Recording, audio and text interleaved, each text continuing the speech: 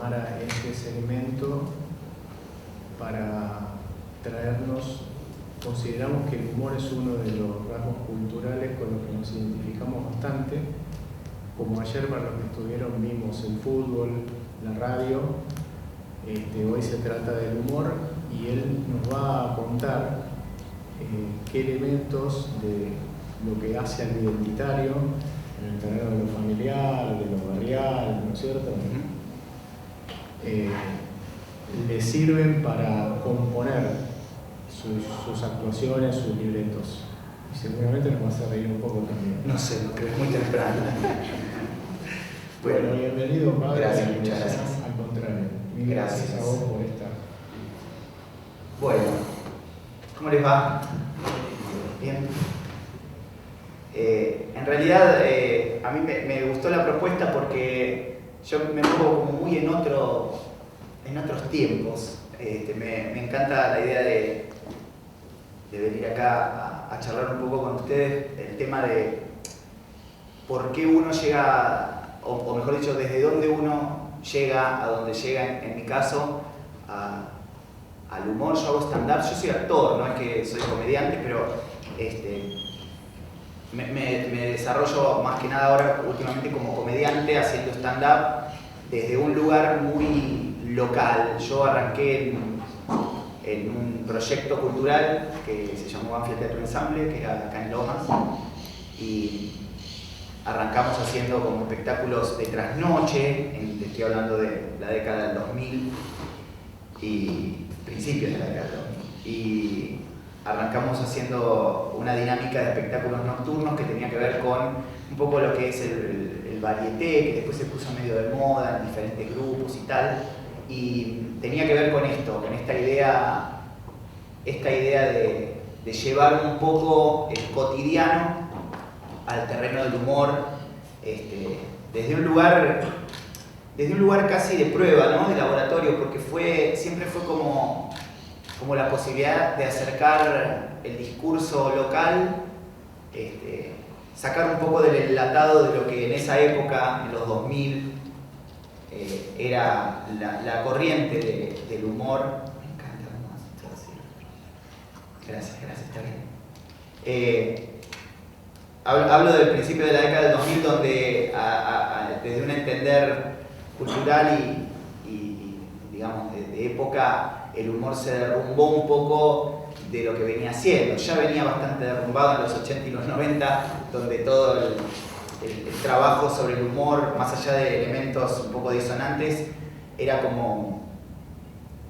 Se empezó a volcar a un lugar más raso, más chato, más obvio, y en los 2000 explotó todo con esta especie de enlatado de la comercialización de absolutamente todo, el discurso humorístico. Bueno, una de las cosas que más estaba en boga en ese momento era el programa de Tinelli, ¿no? Como Tinelli era como mala palabra para los artistas, porque tenía que ver con esta cosa berreta y hasta sin un sentido, no el sinsentido del absurdo, sino del absurdo, digo, como corriente artística o discursiva, sino como había algo de prostitución del humor, de llevado a un lugar donde tenía que causar un efecto y no había demasiada opción. Insisto, siempre hubo objetos, elementos disruptivos con respecto a lo más masivo, ¿no? Siempre existieron los luthiers, ¿no? Como para darnos una mirada un poco más sofisticada, más elaborada. El humor también tiene que ver para mí con eso, y por eso hago mucho hincapié en esto de los 2000, porque para mí existió una época de mucho deterioro del discurso humorístico, que siempre sirvió, si se puede usar esa palabra, para que la gente piense, más allá de los elementos intelectualmente establecidos como correctos, como la literatura, o elementos que tienen que ver con que uno pueda fomentar la creatividad, el pensamiento. El humor, al ser un elemento que funciona desde el vértigo, porque uno se ríe cuando no lo puede aguantar, porque cuando hay algo que es tan disonante que produce esta especie de compulsión que es la risa. Pero siempre sirvió como para que la gente piense en otra cosa buenamente, en una posibilidad. Bueno, allá allá por los 2000 inventamos esta idea del humor conurbano, o no sé si lo inventamos, pero pusimos el foco en eso, y yo particularmente empecé a funcionar desde un lugar muy local, quiero decir, empecé a observar lo que tenía que ver con mi barrio. Yo vivo en Banfield, nací en Banfield y vivo allá, y empecé a trabajar con esta idea de mostrarle a la gente lo que estaba viendo todos los días, no ir a un lugar de obviedad, sino de identificación, y empecé a trabajar con esa premisa. Y seguí trabajando con esa premisa. En algún momento tuve el miedo de decir, bueno, esto no quedará en la localidad, no quedará en que si voy a hacer un show a San Isidro, esto no sirve. Y empecé como a apostar a esta idea. Y desde el discurso empecé a ver cómo crecía se están robando. Al menos intentar. No, por eso, ¿viste? Uno tiene que fingir demencia, si no, no pasa nada. Hay una cosa de la localidad que a mí me sedujo siempre, que tiene que ver con llevar la casa a cuestas. No hay nada para mí más interesante que ver la identidad del sujeto en sus acciones, saber de dónde es y por qué me está diciendo lo que me está diciendo con respecto a esa localidad. Lo vemos en el arte permanentemente, los artistas europeos de mitad del siglo XX, donde uno identifica en la música. Yo soy una persona que también soy músico, entonces la música alemana tiene una identidad tan propia, que no es lo mismo que la música inglesa, que la música española, que la música latinoamericana, y esa identidad, ese sabor a genuino, genera fascinación. A mí me ocurrió, y me ocurre afortunadamente hoy en día, por suerte mi trabajo está muy en crecimiento, está muy en alza, lo que tiene que ver con mi trabajo como comediante. Yo estoy trabajando en Capital, que es como un lugar donde los conurbanos vamos ya, ¿no? Como que nos bañamos para ir para allá. Tenemos que entrar a Capital. Y siempre fue como una meca la idea de ir a hacer humor a Capital. Y cuando a mí me propusieron, hoy en día estoy trabajando en el Paseo de la Plaza desde hace un año y pico ya, ininterrumpidamente. Y es un lugar en el cual, ya te digo, los productos están como enlatados en una dinámica muy particular, y si salís de esa dinámica es muy difícil. Yo trabajo desde el relato, yo no hago stand-up de fórmula, esto de ¿y vos dónde sos? ¿Y con quién viniste? Y tal, eso que funciona en las redes. A mí no me sale eso, y en un momento medio como que me tentó la idea de decir, bueno, hablo con la gente, pero después no puedo. No me contesta la gente. Me miran como diciendo, se nota que esto no lo sabes hacer. Y entonces en un momento empecé como a dudar, de decir, ay, esto funciona. Pero la apuesta a esta localidad, de hecho yo empiezo mis shows diciendo, yo soy de Banfield. Y no solamente en Capital. He ido a hacer funciones a Montevideo, a Bogotá, a Caracas. Y en Lanús. Sí, en Lanús empiezo igual, me la banco, sí, en Lanús empiezo igual. Pero hablo de Banfield. Me pasó algo muy, muy bonito de Montevideo hace poco, que era un auditorio muy grande, como 400 personas, apostando al humor, porque el humor argentino, ya te digo, tiene esta cosa de generar mucho vértigo. Es muy violento para mí, ¿no? Me permite entender. Violento no es agresivo, es violento. Entonces, vos te sentás y hay alguien que te dice, te interpela de una, y te dice, ¿vos con quién vivís? ¿Por qué te vestís así? Eso parece ser que funciona justamente desde el vértigo, ¿no? Entonces yo fui con mi fórmula de localidad y fue increíble lo que pasó.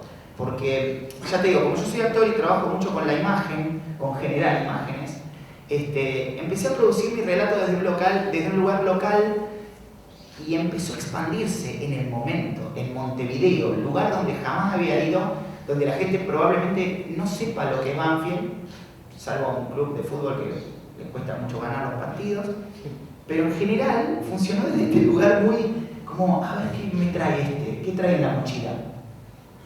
Y en un momento se había instalado la imagen y el perfume de los tiros de mi barrio, y las batas de las viejas que barren a las 6 de la mañana, y todo eso se había transformado en la escenografía de un escenario pelado. Entonces, nada, a mí me fascina como la idea de sostener, y me parece que también es muy, muy útil a la hora de saber por qué consumimos lo que consumimos en materia de arte. Hay mucho elemento que tiene que ver justamente con la distracción y con el no pensar. A mí me parece raro eso, pero lo entiendo. Esta cosa a mí me ha pasado la gente que viene a decir, me vas a hacer reír, mirá que me quiero olvidar de todo, darte un golpe en la cabeza si me quiero olvidar de todo. Digo, la idea justamente del artista no es que te olvides de todo, sino que es que pienses más profundamente en lo que tenés que pensar como individuo, qué te pasa con esto que ves. Pero ocurre de esa manera. Para mí me parece que hay algo en la identidad de sostener. Digo, mi propuesta a donde voy tiene que ver con sostener la identidad, más allá de esta idea medio pastosa de la identidad, no, que la identidad es algo que como carajo sé cuál es mi identidad. Porque además vivimos inmersos en un mundo en donde todo el tiempo estamos adoptando y pegándonos calcomanías de cosas que no sabemos bien de dónde vienen, ¿no? Desde la ropa, pasando por modo, ni hablar de la música, donde hoy en día está todo en un mismo lugar, medio... No me gusta criticar, pero lo hago. No, me parece que hay algo de generacional, que para mí también es maravilloso, que tiene que ver con los que tenemos más de 40 o estamos entrando ahí y pertenecemos a lo que se llamó la generación X, ¿no? Que somos como una cosa rarísima, la X, que no cierra en ningún lado, entra y sale, entra y sale. Y nosotros somos como, he escuchado el otro día a un filósofo que decía que nosotros somos la generación híbrida, porque hemos visto más cambios en nuestros 40 años que en los últimos 200, ¿entendés? Nosotros jugábamos al Atari y hoy hablo con mi hermana en Irlanda con esta cagada, y es algo que nosotros nos pudimos adaptar. Nosotros nacimos con un sistema y vivimos en otro, y lo habitamos. Un pibe de 15 años hoy no entiende cómo antes y no puede funcionar con sistemas anteriores, justamente por este enlatado. ¿A qué voy con esto? Que tiene que ver con esta idea también de la identidad, de la supervivencia, ¿no? De la supervivencia cultural. Nosotros hemos pasado por cientos de miles de contradicciones desde lo cultural. Siempre que surge una corriente, contradice a la anterior, la modifica y la supera, para bien o para mal. Pero cambia el paradigma, insisto con esto de la música. Hoy en día escuchan mis hijos, mi hija más pequeña, mi hijo no sé qué escucha, hace mucho que no hablo con él, porque mi hija tiene 15 años y no más. Pero mi hija escucha el reggaetón, el perreo, tiene 6 años y perreo en la puerta de la escuela, con todas sus amiguitas. Y vos escuchás eso y uno que es músico te hierve la sangre, pues no puede ser que esto ande. Y sí puede ser, porque evidentemente fuimos a un lugar de poca complejidad, que tiene que ver con la falta de observación para mí, tiene que ver con el descuido de la identidad. ¿Por qué cantamos lo que cantamos? ¿Por qué decimos lo que decimos? ¿Y por qué cuando vemos algo, a la conclusión a la que llegamos es una? Porque tiene que ver con esto, con quién soy y cómo miro las cosas.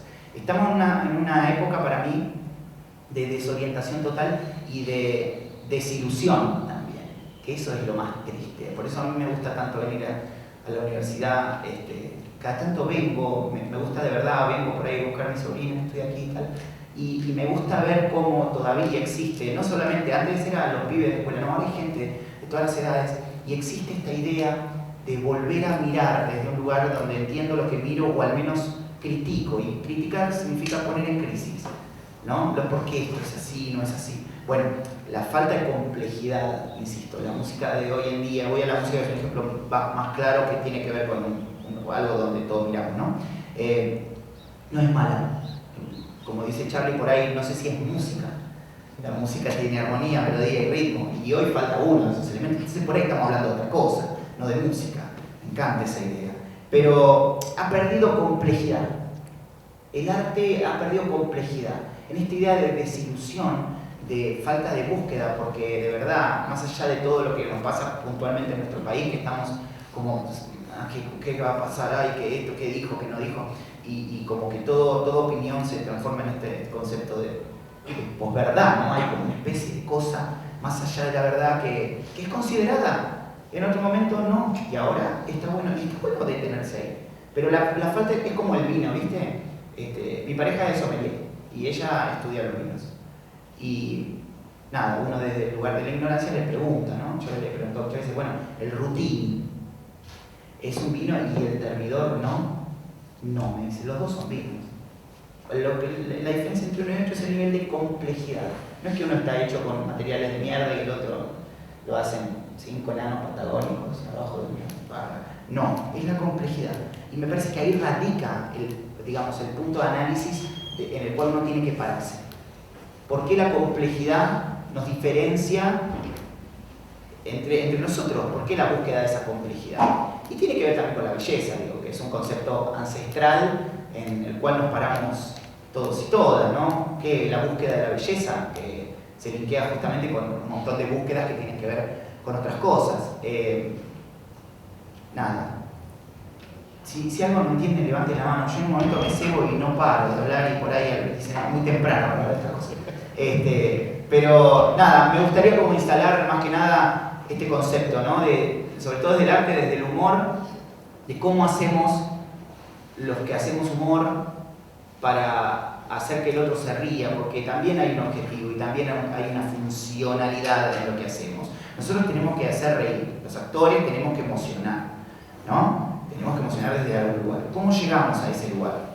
Bueno, lo que quiero como dejar instalado es que la fórmula de uno de ellos, que soy yo, tiene que ver con esta idea de no perder nunca el eje de la identidad. Yo soy un tipo que nació en Banfield, que es un pueblo al sur de la provincia de Buenos Aires, en un país al sur del mundo. Bien, si yo pretendo salir de ese lugar desde el desconocimiento, por una cuestión de ser más efectivo, me pierdo. Y me parece que es como lo último que tiene que pasar con un artista, perderse y agarrar otras cosas. Yo sostengo, no me ha ido bien en todas las presentaciones, hay veces que no me ha ido bien, justamente por esto, por defender esta idea. Y tampoco me enojo con la gente cuando no entiende, que esa es otra gran cosa de la soberbia del artista, decir, no me entendés, sos un boludo, que no me entendés. No, para mí pasa muy por otro lado, pasa por la idea de lo que tengo, lo voy a compartir, porque me parece que también esa es como una de las bases del humor, algo que me ha enseñado mi abuelo, que el humor se comparte, no se impone. Yo no te puedo hacer que vos te rías de un chiste mío, porque no lo voy a lograr, porque hay una resistencia en el espectador también, decir no me vas a ganar, no me vas a ganar. Yo pagué la entrada y soy dueño de esto que está pasando. Un desafío que me hace. Entonces cuando vos entrás, salvo que tengas una maquinaria gigante, yo veo colegas míos que tienen unas producciones increíbles y que llenan auditorios de 1000 personas, y bueno, si pagaste una entrada de 20 lucas y no te reís, sos un boludo vos. O sea, reíte aunque sea escupí, hace algo. Pero me parece que cuando uno se enfrenta al público y el público se enfrenta al artista, hay una especie de convención, de comunión, de contrato que se hace, en donde yo estoy ahí y ¿por qué decimos que es sagrado, no? Porque cuando yo estoy ahí para vos, no puedo mezquinar en lo que hago. Lo que hago tiene que ser genuino, porque la gente te viene a ver a vos. Entonces vos no puedes mezquinar o especular, porque es una traición o es una falta de ese contrato. Yo te voy a dar todo lo que tengo y te lo voy a dar de verdad. Y cuando ocurre esto, ocurre. El hecho artístico ocurre, el humor ocurre. La verdad se genera, la verdad escénica se genera. Insisto, en esta convención que ocurre entre el artista y el espectador, existe una verdad que no es la realidad. La diferencia entre la verdad y la realidad es justamente esto. La verdad la pactamos entre los dos. Es cierto lo que te estoy contando, aunque sea una boludez y un absurdo. Es verdad, no es real, pero es verdad. Está pasando, lo estoy vibrando, te lo estoy contando y vos me lo vas a creer. Después cuando salgas te vas a dar cuenta que fue una huevada lo que dije. Pero en el momento funciona. Es afín a lo que quiero que ocurra en ese lugar. Así que nada. Ya terminé.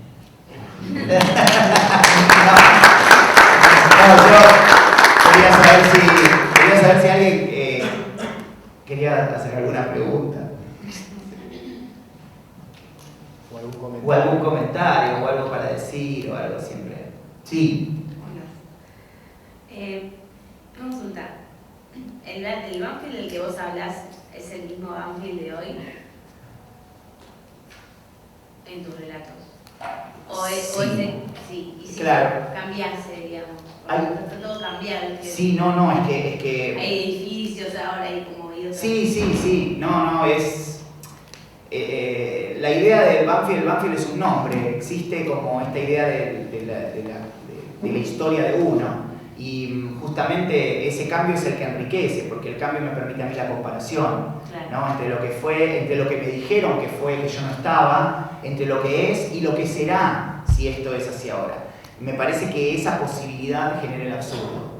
Entonces ahí es donde yo me instalo en un lugar casi de espiral, ¿no? De ir y volver y abrir y cerrar, pero no, a mí no me conviene lo estático, no me conviene a mí. Como comediante necesito que vibre todo el tiempo, entonces cuando empiezo a hablar de algo en lo cual yo me apoyo y digo, bueno, esto es así, pero o era así, o yo nací en un lugar así y ahora estamos acá, pero antes era así, pero ¿y qué pasaría si? Entonces me conviene partir de un núcleo estático, desde la imagen, desde lo que sea, y de ahí evolucionarlo, involucionarlo, revertirlo, lo que sea. Tengo bien claro de qué estoy hablando, esto es lo que hablaba yo al principio, tengo bien claro de lo que estoy hablando porque es lo mío, por eso no me sirve la fórmula, tampoco me sirve el generalismo. Para mí el singular es lo que genera interés. Esos discursos de stand-up de hay 5 tipos de minas, no hay 5 tipos de minas, es mentira eso. Y eso me provoca más bronca a mí, que vos me pongas en una lata en donde yo no sé si estoy, y si estoy no quiero estar, entonces dame la posibilidad de jugar con vos. Pero obviamente hay elementos de conocimiento que cuanto más los conozcas, valga la redundancia, más los podés evolucionar y mover, y más los podés mutar. Al menos así es como me muevo yo. Gracias, Pia, por tu pregunta. ¿Alguien más? ¿Algo para preguntar? ¿Algo para decir? Una opinión. Yo tengo un montón, pero no quiero... No, pero dale, no si la gente quiero igual ya se dio cuenta que... Bueno, igual yo arranco y en el medio, por supuesto, quien quiera, porque se le ocurre, nos avisa. A mí, primero, no puedo evitar la risa, así que antes de que se me escape, quiero contarte esto. Cuando te referiste a lo de tu nena con el perreo, a mí me recuerda, porque de paso esa ha sido una pregunta, a ver qué te pasa a vos con eso. A mí me recuerda esas situaciones en donde, que a mí me pasa seguido, en donde estoy en algo o voy haciendo algo y en algún momento digo, no puedo ser tan pelotudo. Y a veces es como sentir la necesidad de que al lado alguien me diga, sí, ¿por qué no? Claro. ¿No? ¿Por qué no? Siempre se puede ser más pelotudo. Claro, ¿por qué no podría ser tan pelotudo? Probablemente no también. El tema es que a mí me da la sensación que esas instancias son como baños de realidad. ¿Viste? Alguna que otra vez me pasó de ir viajando y tener una cosa de esas y que alguien al lado me dijera, sí, claro. ¿Por qué no?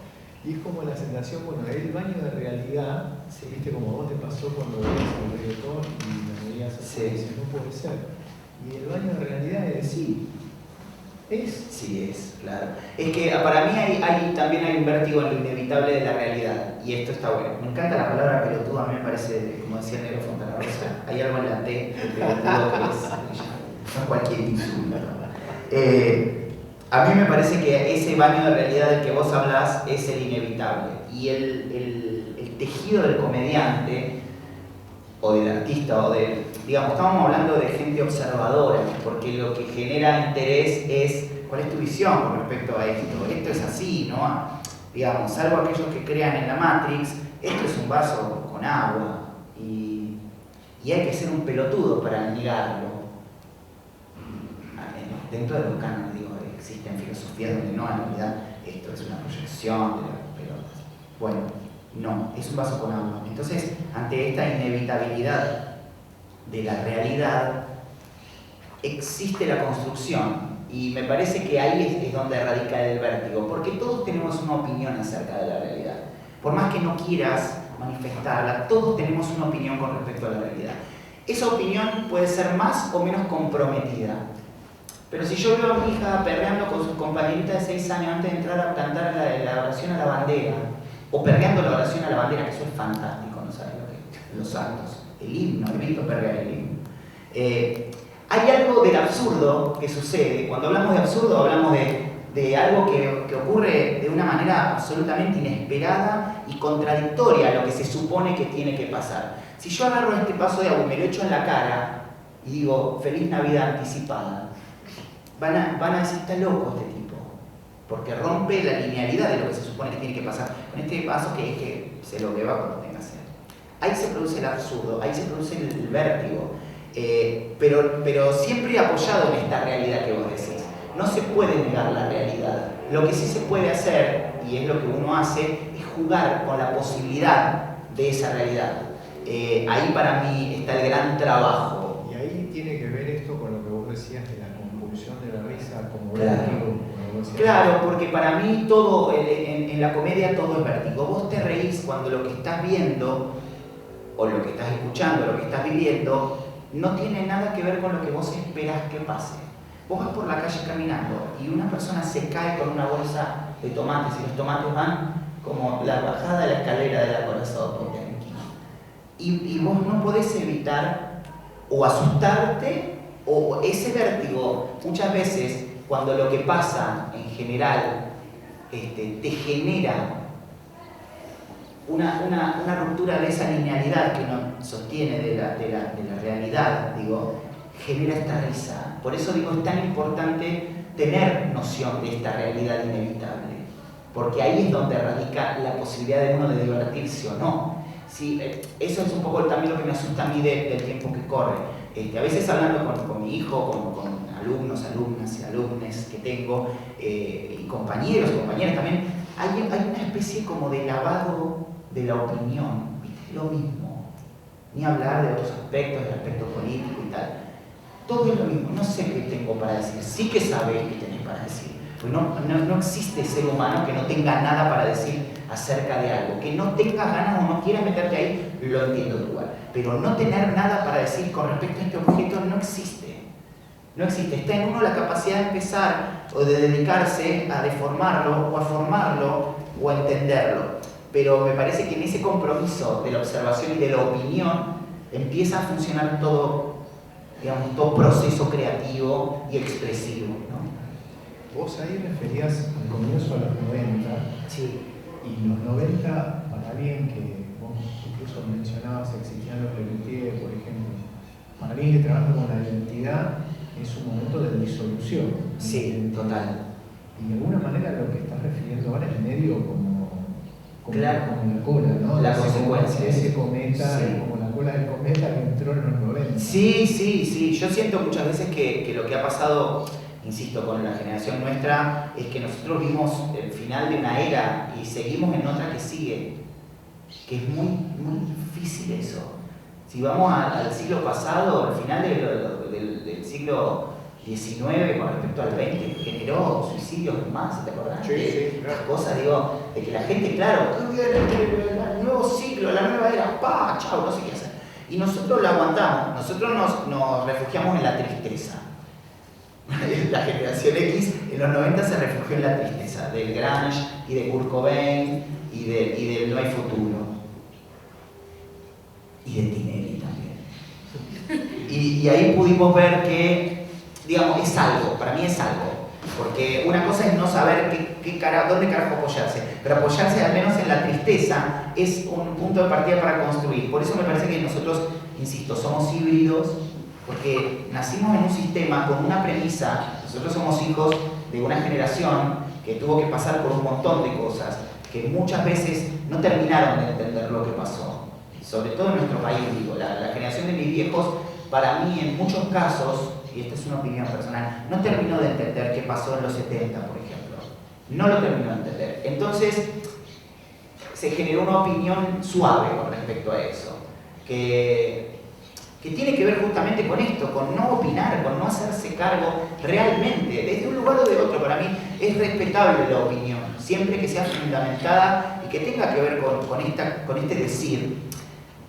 Pero nosotros somos seres activos permanentemente, por eso ahora estamos en la crisis que estamos, porque no nos bancamos la pasividad, no nos da lo mismo. A mí no me da lo mismo lo que pasa, lo que podría pasar o lo que pasó. Y me parece que esa especie de sonido sinusoide que hay ahora en la cultura del ruido blanco genera como una especie de es lo mismo. Si mañana tengo o no tengo, yo la exploto hoy, pero ni siquiera tiene que ver con el disfrute, ¿eh?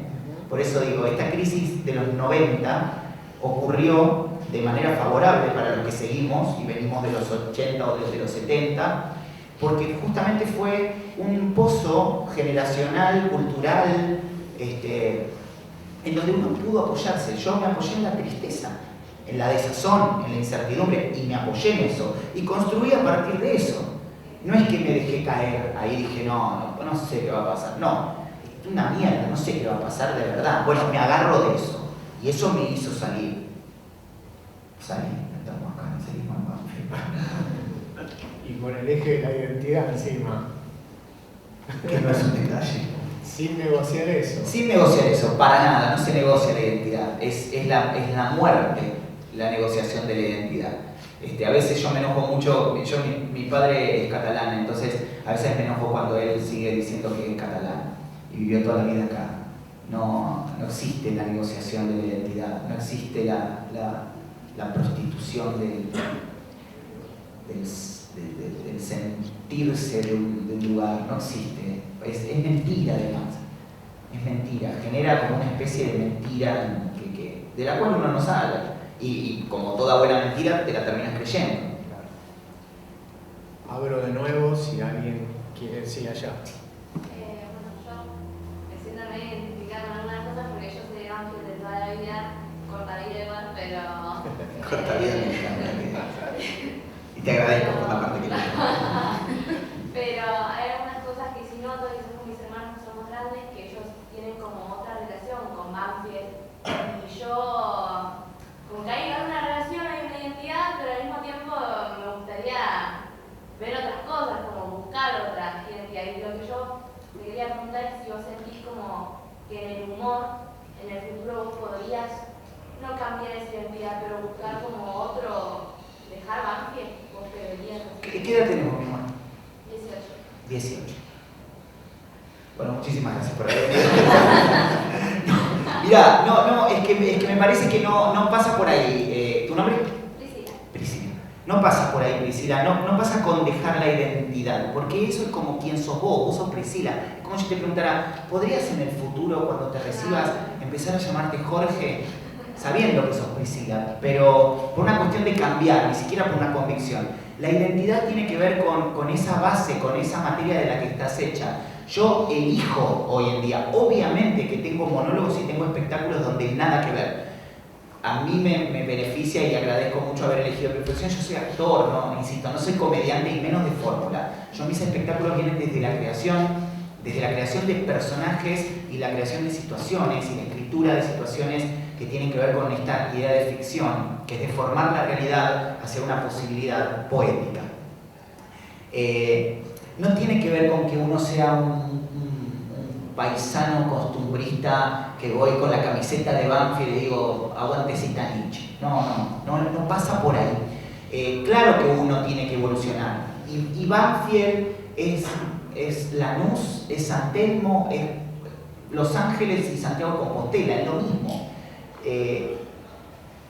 Me parece que hay algo en el ser humano que es cíclico, ¿no? Nacemos con una identidad impuesta porque nacemos donde nos largaron, crecemos y buscamos, somos todos Priscilas buscando otros horizontes buenamente, porque me parece que la ambición de conocer otros sitios me parece absolutamente enriquecedor. Y cuando empezamos a dar la vuelta, volvemos al lugar donde nos sentimos seguros.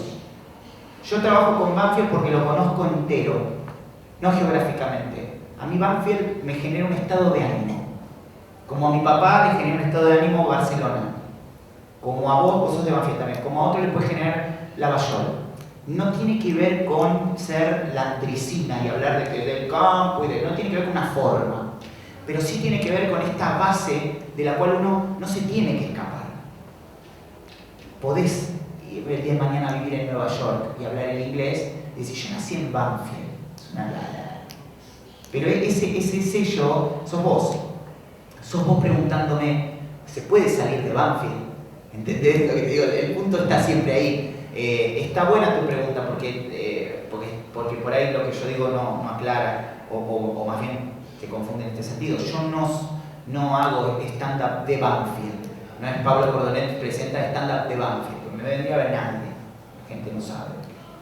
Pero lo que yo te digo es que a mí me identifica mi lugar y genero y construyo a partir de ese lugar. A mí me encanta escuchar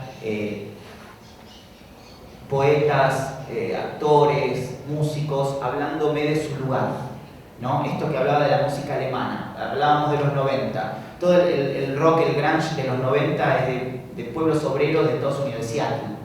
Yo lo vi a Seattle con sus chimeneas humeantes en la música de Comer, lo vi, pero él salió de ahí, o sea, está todo bien, habla de esta depresión de final de siglo, pero hay una identidad en su lugar donde todo su arte está manchado de eso.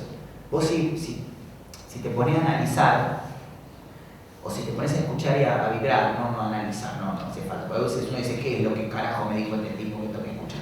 Hay una textura que tiene que ver con esa identidad de la cual habla siempre el artista. Vos ves a Dalí, vos ves a Rembrandt, ves cualquier artista plástico, escultor, pintor, y hay algo de la identidad, más allá del estilo, hay algo del cuento del lugar donde yo vengo, que siempre es interesante, porque además nos fascinan las historias, nos fascinan, en un lugar absolutamente inocente y genuino, nos fascinan las historias. ¿Por qué un niño necesita que la madre le cuente un cuento antes de ir a dormir? Porque la historia te lleva, vos te sentás a leer una historia y vas, y ese cuento, si es algo entendido y es algo generosamente compartido por quien lo cuenta, no falla, te genera un placer que tiene que ver con esto.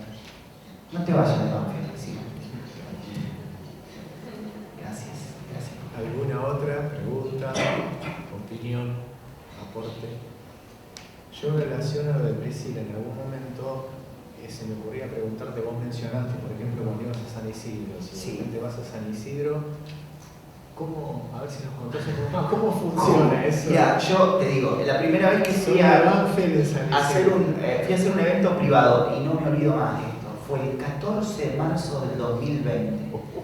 Yo me había tomado 4 días de vacaciones literal, de lunes a viernes por la mañana, porque tenía, ya te digo, el teatro era un sistema esclavo de trabajo, entonces no tenía demasiado tiempo para el ocio, más allá de generarlo para la gente. Me vuelvo en el auto y estaban diciendo que los primeros casos de COVID, ¿sí?, se habían dado en San Isidro. Yo tenía un evento esa misma noche. Tenía ganas de ir vestido de astronauta, porque no se sabía qué mierda era, y además tenía que ir a hacer reír a gente de San Isidro con un monólogo de una pareja que no sabía que tenía cabeza rota. Llego, un lugar precioso en un muelle, o sea, yo creo que con esa fiesta pagamos la deuda de todo el conurbano, una cosa tremenda. Llego, el novio era de acá, la novia era de allá. Entonces empecé con toda la limitación del caso, me encerraron en una habitación, nunca tuve tanto alcohol en sangre porque me bañaron de alcohol en gel, una cosa rarísima, recién arrancaba esta milagro. Bueno, salgo. En ese momento yo estaba condicionado por un montón de cosas. No estaba relajado, dije, bueno, hago un evento, cobro, me arregla los servicios del mes, a la mierda. No, estaba asustado por lo del COVID, asustado por volver a mi casa con el bicho que estaba ahí, porque soy muy paranoico, estaba ahí. La gente que estaba cagada y estaba en una fiesta donde se supone que se tenían que divertir y estaban todos con una distancia social así, en una mesa, comiendo con guante de látex, una cagada. Entonces digo, bueno, ¿qué hago acá? Porque yo tengo que hacer reír a esta gente que tiene miedo de morirse. Wow. Salgo y le digo, yo ya estaba muerto, yo ya me daba por muerto. Entonces salgo, antes de salir ahí al lugar, me dice el novio, ¿podés hacer el monólogo que haces del conurbano? Digo, ¿vos querés que me disparen a mí? Vos no viste el mapa de situación, lo que está pasando. Me dice, ¿puedes hacer el monólogo del conurbano? Bueno, le digo, no me pagaste, ya fue. Entonces ahí salí y empecé a hablar porque llegando al lugar, el lugar me remitió mucho al barrio de mi abuela, que es acá en Loma, en la calle Las Heras de San Martín, con esos tiros y con esa vegetación, que yo estaba muy parecido. Wow. Entonces empecé a hablar, y no hablando de Banfield, no dije soy de Banfield, pero empecé a hablar del barrio. Que el barrio es el barrio, insisto, es el barrio acá, en Madrid, o es el barrio, es el lugar donde uno abre la ventana y ve y dice, hola, ¿cómo te va? Bien, se volvió la luz. Digo, es la comunidad. Esa comunidad es común, valga la redundancia o la morfología de la palabra, ¿verdad? Es común. Entonces ahí, y te juro, creo que pensándolo fue la primera vez que dije, esto es universal. Banfield es universal, porque hay tantos Banfields como gente en el mundo. Entonces empecé a hablar de mí, el monólogo, lo voy improvisando siempre, no es que tengo algo escrito. Tiene que ver conmigo y la observación de ese mundo que me rodea, de ese barrio, de estas viejas barriendo la vereda a las 6 de la mañana, de los perros que comen de lo que uno le deja en la puerta, de la señora de la garita, del que te viene a cobrar la cuota del club, del afilador que pasa con el SICU, del negocio del barrio y de todo esto. Cuando empecé a desarrollar el monólogo, vi que la gente se empezó a iluminar como diciendo, ah, sí, yo a mí, viste que qué sé yo. Entonces ahí dije, existe una universalidad. Los que escribimos teatro o los que escribimos, tratamos de atravesar, digamos, todas las localidades a partir de una universalidad de la localidad. Los elementos que hacen que mi lugar sea todos los lugares. Yo creo que ahí me di cuenta que desde el humor y desde la observación hay ciertos elementos que tenés que tener en cuenta para hacer humor que te convienen, ¿no? Como ser víctima de lo que estás contando. Si uno es víctima y no se pone en campeón, genera empatía, porque todos somos perdedores. Entonces, si vos salís diciendo, viste, que tal cosa, y te odia la gente, y es lo único que te odia. Si vos salís diciendo, que es lo que yo utilizo en mi monólogo, decís, yo no sé qué hacer con mis hijos, no sé qué hacer, no sé cómo hablarle, la gente te dice, yo tampoco. Ahí vamos todos. Entonces, en este ponerse en lugar de perder y de no entender el mundo en el que nos tocó vivir, empecé a construir. Y ahí me di cuenta que Banfield es el mundo, y el mundo es Banfield.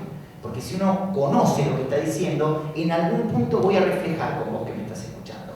Y ahí llega. Qué bárbaro, impresionante, ¿verdad? Gracias, gracias. ¿Alguna intervención más? Yo. Sí. Señor. Cuando hablas en tus monólogos, digamos, del barrio, ¿desde dónde llega la gratificación de la gente? Porque viste que vos decís que por ahí, estando en el capital o San Isidro, te hablas del barrio y capaz que la gente no entiende de lo que era el barrio. Y mencionabas recién hace un rato que la gente sale con otra perspectiva de la que creía que iba a entrar. Que iba a entrar y que iba a escuchar que nada, Banfield, que se hizo el tren, todo apretado, una sardina, tomar del colectivo con suerte, porque por ahí no te para el colectivo, las calles inundadas. Capaz que la gente, está pensando eso. ¿De dónde te llega a vos la gratificación? ¿De ver a la gente que sale con otra mirada o de la risa? Porque el stand-upero habitual se lleva a la casa lo que son las risas y los aplausos, y a eso le llenó. Como vos decís, algo enlatado, algo que yo te vendí y que vos lo compraste y ya está. Pero ¿de dónde te llega la gratificación a vos desde ese punto? Es decir, que escribo algo que para mí es habitual, hablo de Banfield, pero ¿ves? Ese fetichismo de la gente no se entiende. Claro, lo que pasa es que yo te traigo engañado. Yo no te digo que voy a hablar de Banfield. Ya te digo que mi espectáculo no se llama De Banfield con amor. Claro.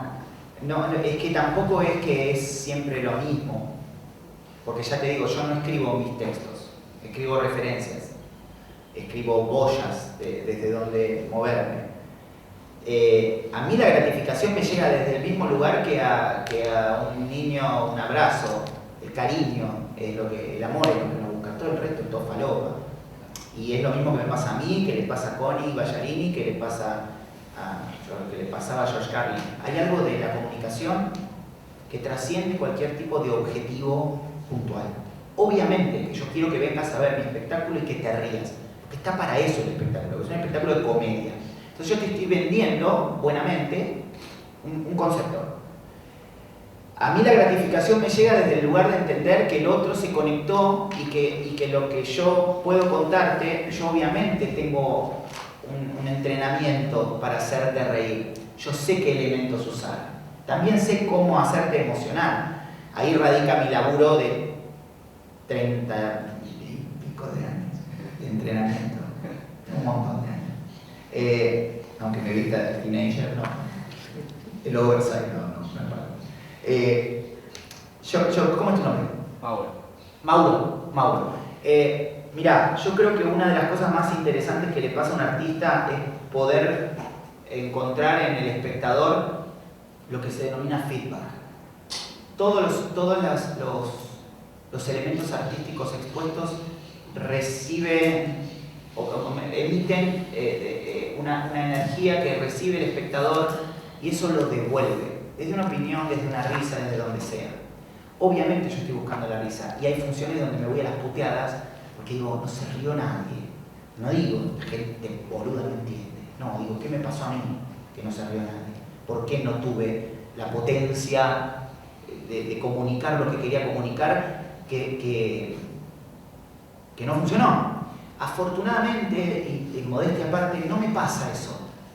No sé por qué. Evidentemente hay algo de la sinceridad de mi laburo, sin ponerme en un lugar destacado. Hay algo de mi entrega con el laburo. Para mí lo que pasa en el escenario, insisto, como decía al principio, es sagrado. Yo no me esquino. Yo puedo tener un problema con mi pareja, o hace 2 días que no tengo luz, o mi nena está con fiebre, y vos no te vas a dar cuenta. Se va a dar cuenta mis amigos porque saben, porque me conocen, pero vos no te das cuenta. En ese sentido yo he ido a hacer función con fiebre, no creo, como Carmen Barbieri, que el único certificado que sirva para faltar es el de defunción. No, las pelotas, si uno está mal, no va a dar el 100%, porque la verdad que por más que lo hayan infiltrado, el Diego tenía el estómago inflamado y era una mierda. Pero me parece que hay algo que tiene que ver con esto de recibir una respuesta sincera de alguien a quien le estás dando mucho de vos. A mí me molesta el stand-up de fórmula o el stand-up enlatado, como dijiste vos, porque me parece que no hay nada de verdad ahí. No hay nada de verdad. Hay como una cosa hasta de competencia. De decir, mirá lo que hago yo y te guía, y no hay nada de competencia. No hay nada de genuino, hay algo de competencia. Es decir, bueno, yo hago este espectáculo que llena, o hago este espectáculo que lo ve tanta gente, o tantos seguidores en Instagram y toda esta cosa de competir contra no sé quién, ¿no? Pero, y a mí eso lo tuve, obviamente, porque tampoco soy marciano, ¿no? Pero en algún momento me dejó de interesar porque no me deja nada, de ningún lugar. Ni económicamente, ni espiritualmente, ni artísticamente. Pero no le pasa a todo el mundo, y yo me siento un afortunado porque me haya pasado, porque lo haya podido ver. En un momento yo pude ver en mí que lo que hacía, cómo lo hacía, obviamente enriqueciéndolo, ¿no? Servía y funcionaba, y estaba bien, y no pretendía hacer cualquier otra cosa. Hay algo que me gusta mucho de un comediante que se llama Ricky Gervais, que es uno de mis favoritos, que es un tipo que para mí también ha trascendido como la estupidez, en el sentido de decir, hay una entrega del Globo de Oro, pero que es que el tipo se va al pasto con todas las celebridades de Hollywood, los hace mierda, dice, no me importa nada, porque ustedes se vienen a reír, y ahí el tipo puso una bomba, ¿sí?, en una cristalería. Porque lo que estaba haciendo el tipo era completamente destructivo, pero esa destrucción tenía que ver con decir, ¿de qué nos reímos cuando nos reímos? Se supone que el humor es sarcasmo y es agresión, acá tenés, a ver qué te pasa, porque estaba haciéndolo en un lugar donde no correspondía eso. Eso hacía con la gente común, con el boludo promedio subestimado por la mayoría de los artistas que viene a ver un espectáculo, buen comer, qué sé yo. Para mí hay algo del preciosismo del artista que tiene que ver con no especular con lo que está pasando. Y cuando no hay especulación hay sinceridad. Y cuando hay sinceridad hay amor, porque todo lo que surge de un lugar de amor, y no hablo del amor romántico de Schubert, hablo de ese sentimiento de calidez, de decir, me estoy bien acá, esto que pasa acá, me siento bien, no tengo que venir a decir, bueno, ¿qué pasa aquí? No, hay algo real. Y está bien, si es real, está bien, porque somos seres humanos. Gracias. Tengo una pregunta para los dos. Dale. Bueno, a ver, contame. Nos juntamos. Sí. No, a ver si creen que hay una crisis de identidad de los argentinos basada en eso que hablaba Pablo de ir o pensar o moverse de un lado más simplista, más poco complejo, como con miedo a lo complejo, por miedo a pensar de un modo más complejo y analizar más cosas, terminamos siendo más simplistas y bueno, la identidad nuestra la vemos el 18 de diciembre cuando ganamos el Mundial, todos 5 millones de personas en la calle, pero después a la hora de decir de dónde uno es, no, bueno, soy del culo del mundo, no, bueno, sí, yo vivo siempre como teniendo esa y eso genera como, bueno, para mí genera una crisis, quiero saber su opinión sobre eso. ¿Querés arrancar? Arranca vos, Eduardo. Gracias, Pablo. Arranco yo entonces. La crisis de identidad, yo te diría que es un clásico entre nosotros con el que seguramente hemos nacido, ¿no? Es lo que escuchamos desde que nacemos. Y siempre estamos en crisis de algo. La identidad está menos de moda ahora, entonces nos tenemos que juntar las personas que nos interesa especialmente para ponerla en el centro. Pero siempre estamos en crisis de algo. Es uno de los rasgos de lo argentino casi con certeza. Ahora, la fugacidad con la cual se producen cosas como esto de que evidentemente sí, sigue habiendo actos instantáneos o símbolos determinados que nos hacen converger de una manera que no se repite después, también es una cosa que nos caracteriza. Si todo fuera como los días que se ganó el Mundial de Fútbol, muy otra sería nuestra realidad. Aunque sea, imaginemos que un par de días al año, de cada año, fueran así, porque ahí ¿qué ocurrió? Una convivencia casi perfecta, ¿no? Donde todas las diferencias estuvieron expuestas, donde nadie trabajó entre comillas de nada, ni hizo el papel de algo, sino fue quien es, en términos de todo esto que estuvimos charlando, y todos estuvimos bien, y donde millones estuvimos por las calles y no hubo una botella rota, una pelea, un saqueo, un hecho de violencia, nada. Imaginémonos si eso se pudiera lograr un par de días más a lo largo del año, seguramente muy otra sería la cosa. Ahora, lo que yo no terminé por ahí de tomar del todo de tu inquietud era si esto a vos se te presenta como pregunta de por qué nos pasa o iba para otro lado. Sí, ¿por qué nos pasa y cómo haríamos para que no nos pase? O sea, no es solo una observación de lo que nos pasa, sino por qué y cómo. Me hace lo quiero por resolver acá. ¡Qué bueno! Te vas el certificado de solución. No, a mí me pasó algo raro. Que cuando dijiste la fugacidad, yo pensé que ibas a decir la fugaceta y todo. A mí me pasan esas cosas, perdón. Como que me zurdo todo el tiempo. Mira qué bueno si empezó a hablar de la fugaceta. No, para mí es plata, es todo plata, es cuestión de plata eso. Es una cuestión económica.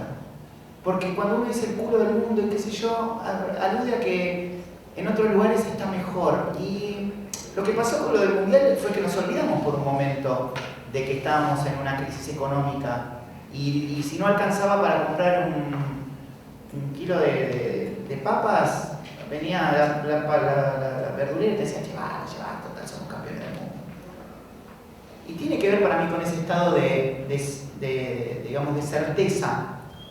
Y tiene que, ¿por qué digo que es plata? Porque es económico el problema para mí. Cuando uno está, y no hablo de plata, de dinero, hablo de cosas, de la crisis de no tener, porque en Europa se puede caminar a esta hora por la calle, no te roban, y no, porque mi hermano se compró un auto con 2 sueldos y es mesero. Siempre esa idea de mierda de comparar nos pone en un lugar en donde no vamos a ganar nunca. Pero no tiene que ver con que no vamos a estar bien nunca, porque nosotros estuvimos bien el año pasado. Y no nos había cambiado la realidad, pero era otra verdad. Esa es la diferencia, por eso es tan importante el arte. Porque el arte te ubica en un lugar donde vos, por un rato, te olvidaste, pero no porque seas estúpida, te olvidaste de que tu realidad la marcaba otro elemento que no fueras vos. ¿Viste todas estas cosas del coaching y esas cosas que yo no quiero hablar de eso, pero que te dicen encontrar tu mejor versión y todas estas cosas? No. Pero hay una cosa que es cierta ahí, que es filosófica, que tiene que ver con que las realidades individuales generan un estado de confort y de felicidad, que es otro concepto gigante, cuando uno realmente se aboca a generar una realidad que lo signifique. Cuando vos te dejás ganar por la realidad global, de la cual no sos parte, ni sos generador de esa realidad, que vivo en un mundo y ahora ¿cómo mierda hago con esto que está pasando? Digo, hay una realidad inminente que tiene que ver con la sociedad. Bueno, uno se encaja en ese lugar. Ahora, está bueno esto que decía Edu de, bueno, el 18 de diciembre del 22, nosotros éramos el mejor país del mundo, éramos los campeones del mundo. Es un concepto infantil. Los campeones del mundo, del fútbol, de algo de lo que vos no sos parte. Vos no recibís nada de eso, salvo la gloria. Bueno, vamos a lo griego, la gloria. ¿Qué hiciste vos para eso? Nada. Te pensaste en ese lugar y tu compañero de barrio lo mismo y tu amiga la que firma lo mismo. Entonces había algo de lo que no había que hablar, que era de la diferencia de dónde estamos, porque yo uso este coso y ella tiene los zapatos negros. No había que hablar de eso. Había algo que habíamos construido desde una idea abstracta. No ganamos nada en el mundial.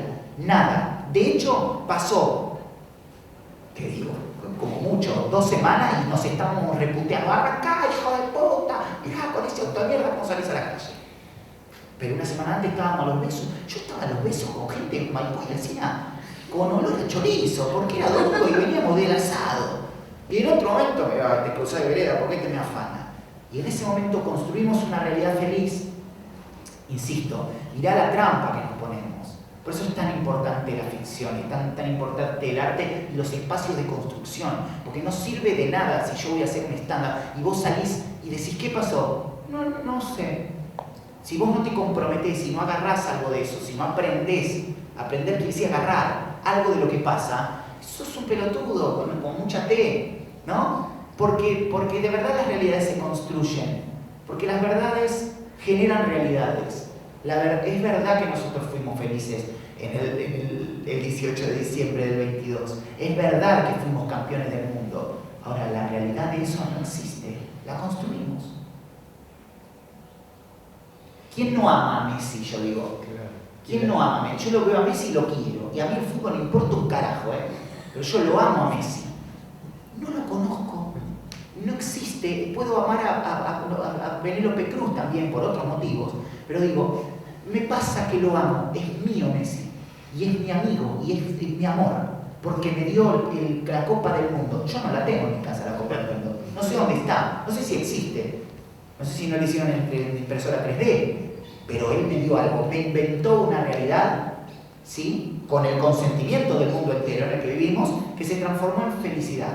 Ahí para mí hay un gran punto de decir, ojo, no somos una mierda, ni el culo del mundo, ni nada. Somos los campeones del mundo si queremos, con todo lo que eso implica. También somos una mierda, si queremos. Está en uno elegir. Y también construimos lo del culo del mundo. Claro.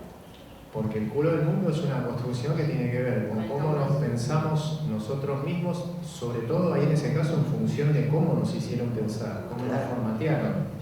El que hizo el mapa se puso en lo más bello del rostro o en el medio de las tetas y nos dejó a nosotros en el culo.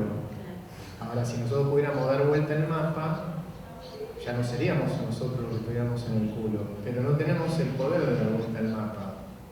Pero más allá de que no tenemos el poder de dar vuelta al mapa, tampoco pudimos generar todavía la movida cultural suficiente como para construir identidades que no se hagan eco de ese tipo de formateos.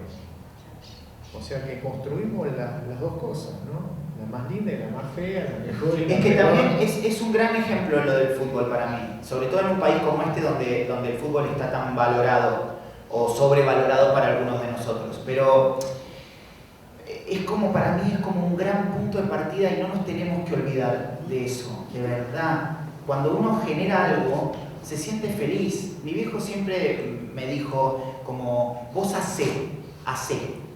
No importa hace. El hacer hace, sobre todo en el humano, que uno sienta que eso que hizo tiene un valor desde la construcción.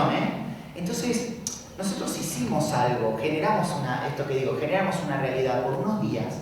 Mirá si pudiéramos expandir desde ese lugar, ese sentimiento cooperativo, amoroso, generador. Mirá lo que digo, mirá, ¿sabes cómo del culo pasamos a la frente?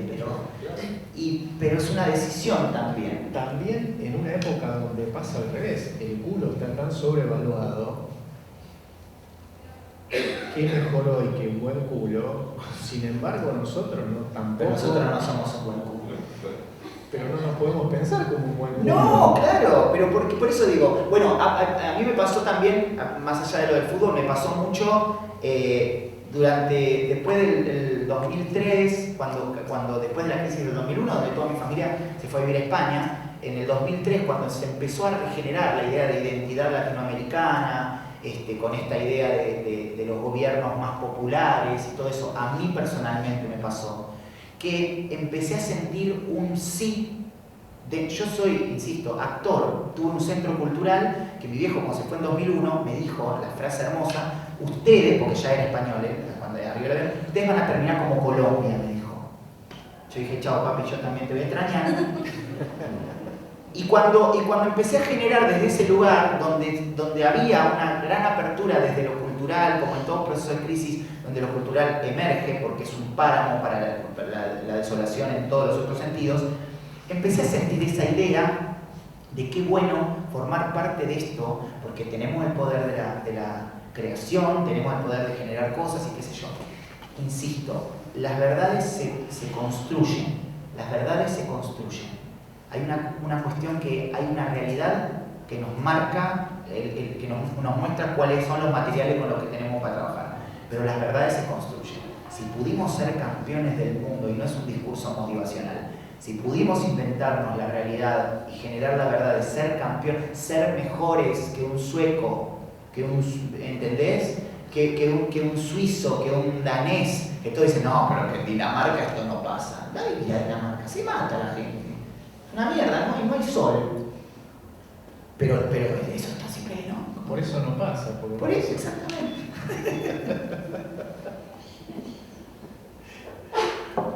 Bueno, estamos en hora, Pablo. Bueno, muchas gracias. No te demoramos más. No me demora en total, yo de acá tengo que ir. ¿Quieres decirnos algo más? No, agradecer y obviamente que estoy a disposición de este tipo de cosas y de lo que necesiten. Para mí el espacio de la universidad, de la escuela pública y todo eso es algo que yo creo que no llegamos a una noción del valor que tiene de verdad. Así Y es. formar parte de esto para mí son cosas que de verdad son únicas y agradezco que me consideren, agradezco que me hayan escuchado y cualquier duda, cualquier cosa para compartir, búsquenme, me encontrarán con el cerebro. Así lo haremos. Para nosotros nos suma, nos honra que nos quieras. Sí. Para mí personalmente ha sido un momento maravilloso. Muchas gracias. Gracias.